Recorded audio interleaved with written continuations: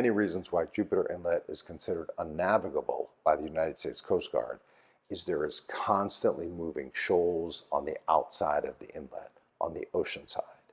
So anytime you are approaching an inlet, if you see waves breaking, that means shallow water, that means danger. So those sandbars and shoals at Jupiter Inlet or any of those inlets can literally change overnight.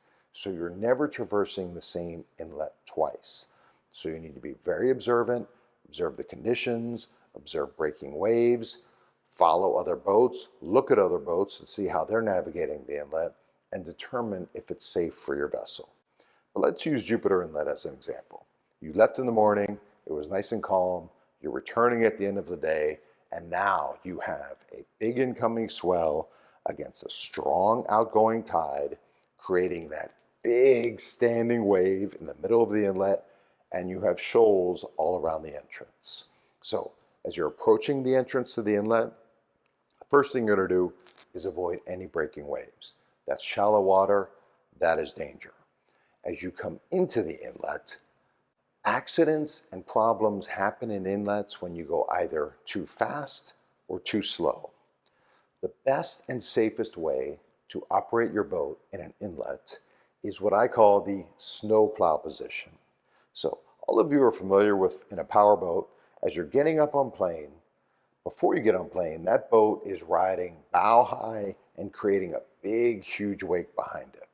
It's inefficient, it's not where you want to operate your boat normally, but in an inlet, it is the safest orientation for your boat.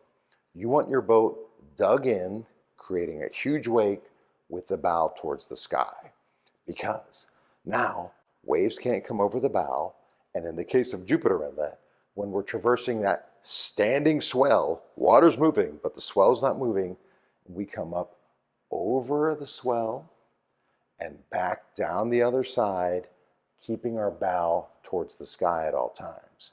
If we blast over that swell, when we come down the other side, the bow of our boat is going underwater and we are in serious, serious trouble. So slow and steady, bow towards the sky, up over that standing swell. Another thing, and this applies to all inlets, is let's say big swells are moving into the inlet because it's an incoming tide. So there's no outgoing tide fighting those swells.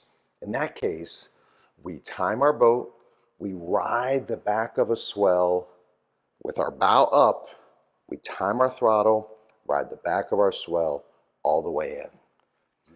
Heading south in Palm Beach County, as we go from Jupiter Inlet, the next inlet going south is the Palm Beach Inlet, which separates Singer Island and Palm Beach. Now, Palm Beach Inlet is a very safe inlet. U.S. Coast Guard maintained, certified, clear markings, and used by very large boats and ships at the Port of Palm Beach. Hard to get in trouble at Palm Beach Inlet. That is a great option. Be safe, be alert, make sure your passengers are in these safe positions on your boat, but it's hard to get in trouble in that inlet because it's deep, wide, so you don't get those big swells, you don't get that washing machine effect in Palm Beach Inlet. Whenever possible, use a U.S. Coast Guard inlet like Palm Beach Inlet.